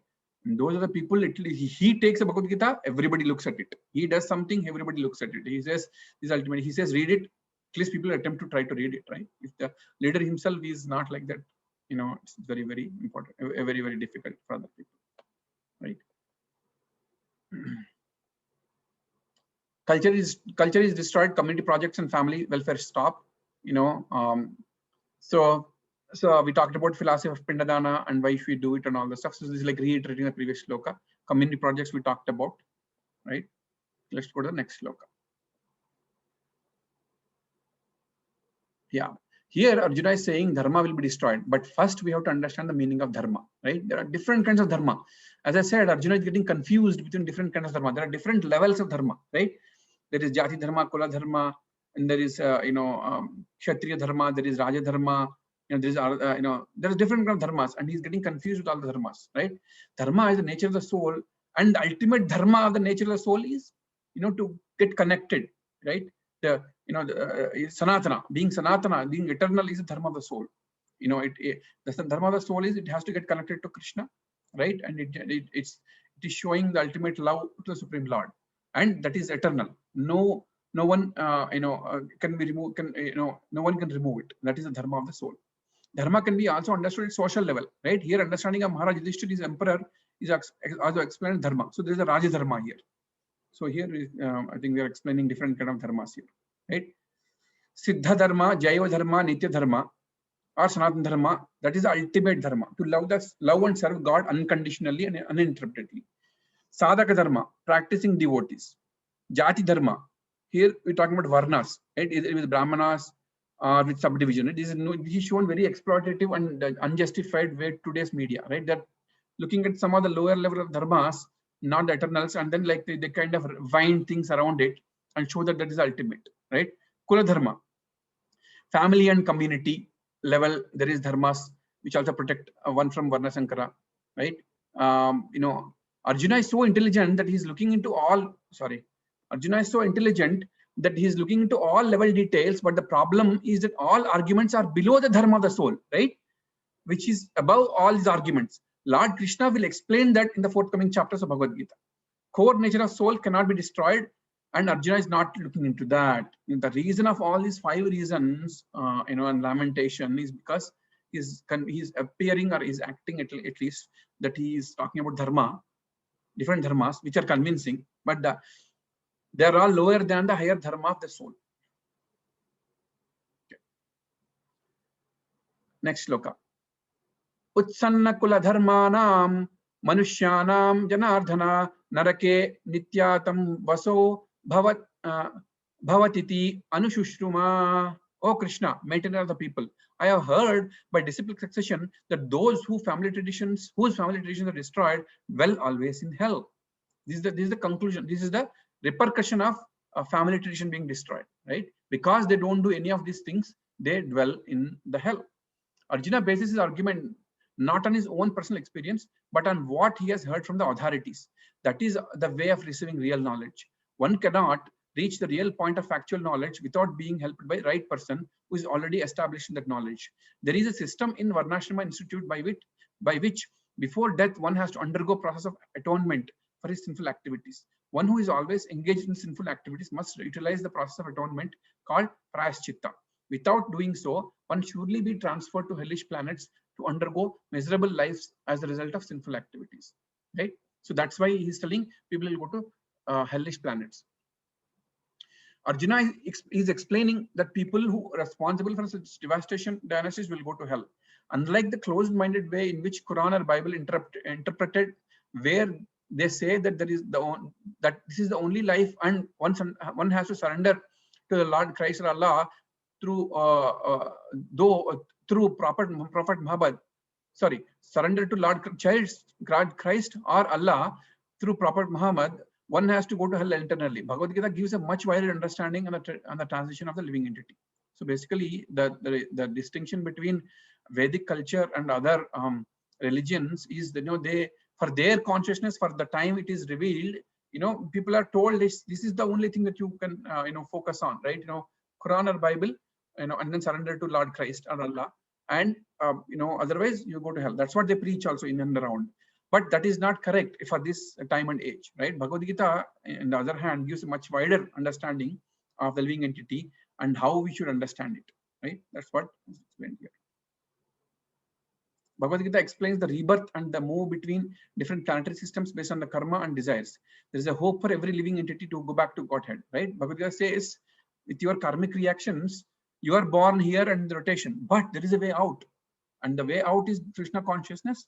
And once you do that, bhakti, you surrender to God, you can get out and then go back to Godhead. False prophecies of sin being absorbed by one person, some fake avatar, some yogi eternally, for others to continue commit sins is not propagated in Sanatana Dharma philosophy. A living entity has to purify himself eventually through Sanatana Bhakti process and enter kingdom of God, Vaikuntha, when the Lord permits. So the fake gurus or fake philosophies say that, you are God, you merge into God, there's nothing you can do, right? Nothing you need to do. That's all wrong, right? At least you should understand the philosophy of karma, vikarma, and akarma, understand how they accumulate, how you are in this body, how you are, rotating in this different 80 lakh 4 species, what is the way out. At least that knowledge will help you to do this. Okay. Last decision not to fight, indecision, right? Finally, indecision, right? All these things are done. Now I don't know what to do, right? Aho bata mahat papam kartum vyavasthita vayam yad rajya sukhalobhena hantum swajanam udyata. Translation: Alas, how strange it is that we are preparing to commit greatly sinful acts. Driven by the desire to enjoy royal happiness, we are intent on killing our own kinsmen. Like basically, finally he's telling, oh, what do I do? We are all doing all these things, sinful activities and everything. Driven by selfish motives, one may be inclined to such sinful acts as killing of one's father, brother, or mother.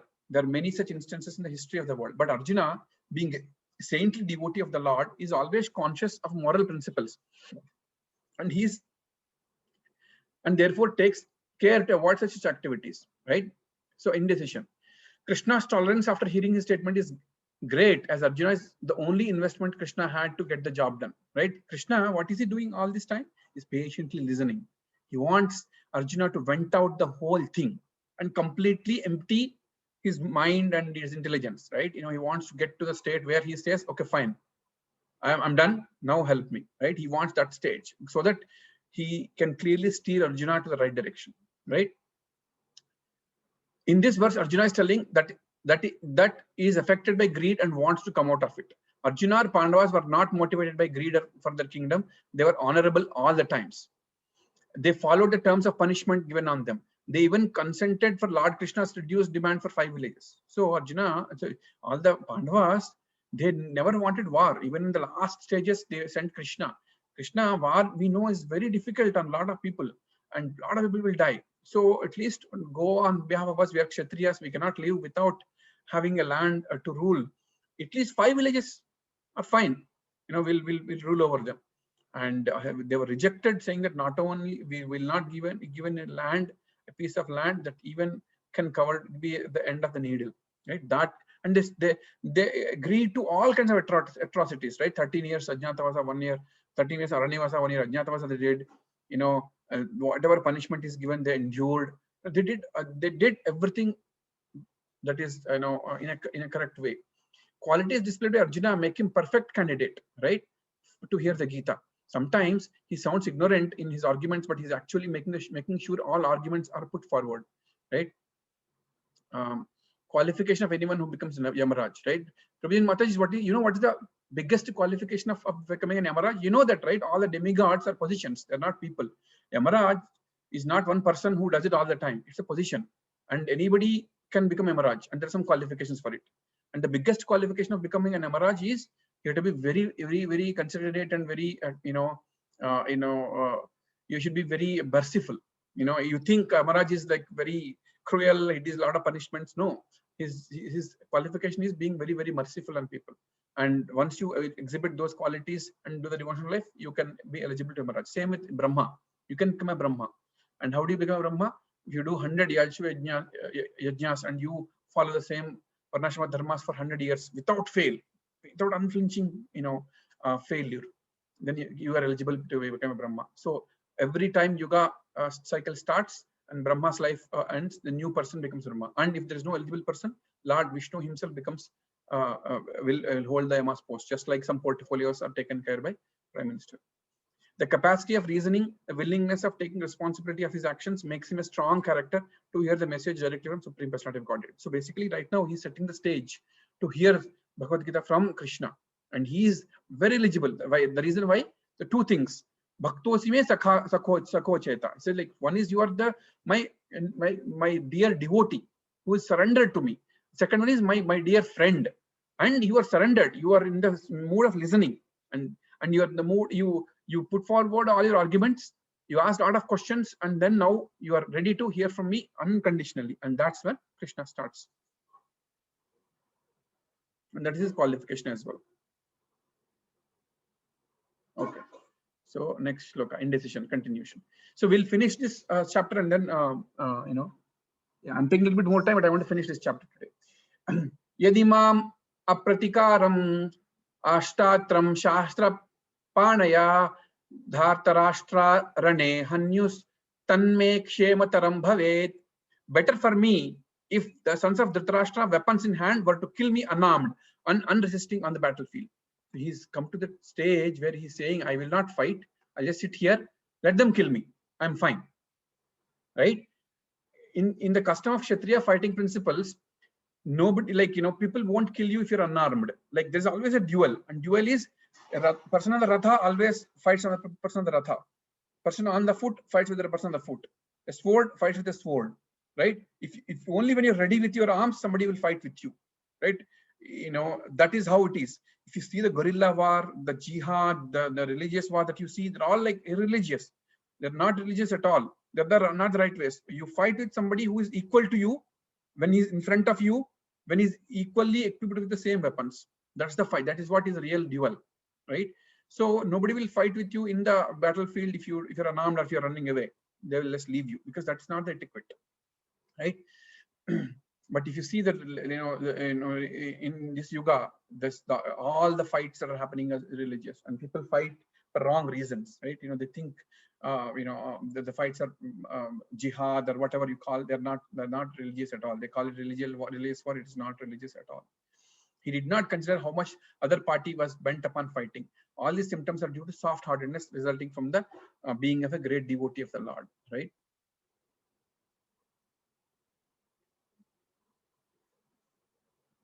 Okay, let me read it and see which one we can read it here. Arjuna does not fight. He will be bereft of his status. Bhima jumped into Kaurava's lake in spite of warnings from Yakshas. Arjuna is sounding very materialistic in his arguments. Okay.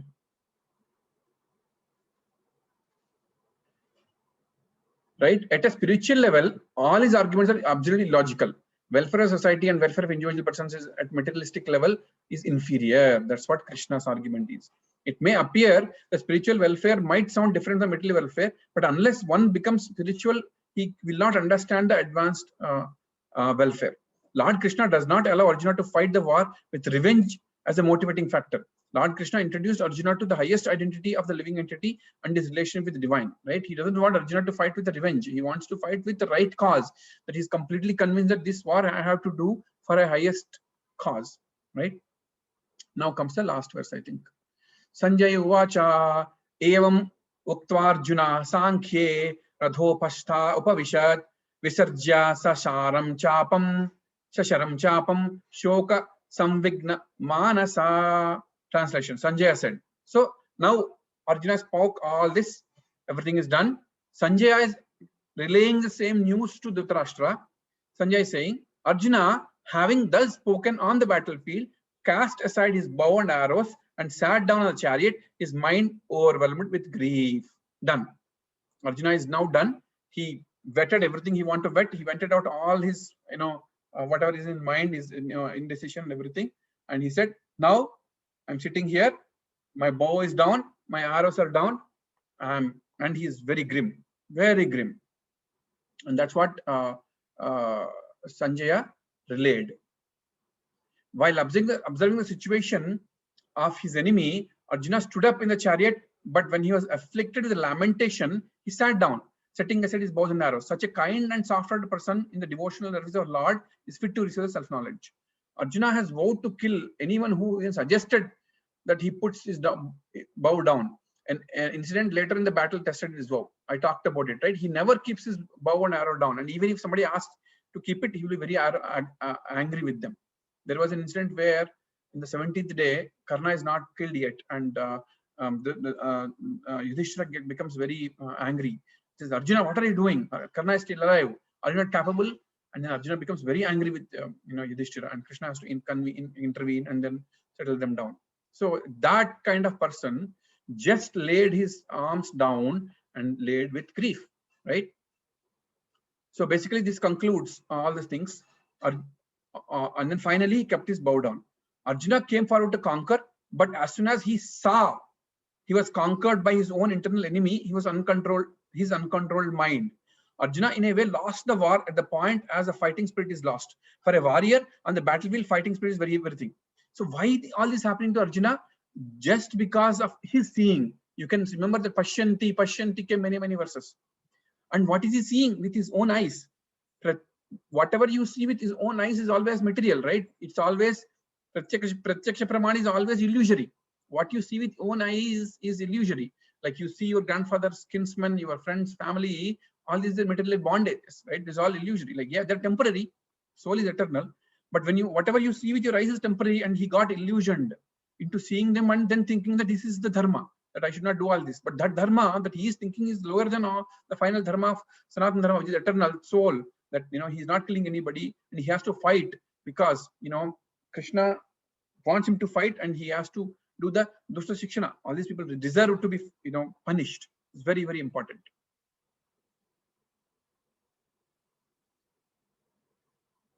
Thus end the Bhaktivedanta purports of the first chapter of the Srimad Bhagavad Gita in the matter of observing the armies on the battlefield of Kurukshetra. Thank you very much, Matis. Any questions? Any questions on this? And on this section of Arjuna's reasoning not to fight, we talked about Kulakshaya, irreligion, and also indecision. And finally, he lays his arms down and he says, "I'm not going to fight." Okay. In the next chapter, Krishna speaks. Very nice. A lot of interesting things are going to happen. Krishna starts speaking. He gives answer to all the 6 questions very nicely, very detailedly, and we'll see how that reasoning, will help Arjuna to get up and then start fighting. Any questions so far, Prabhuji Mataji?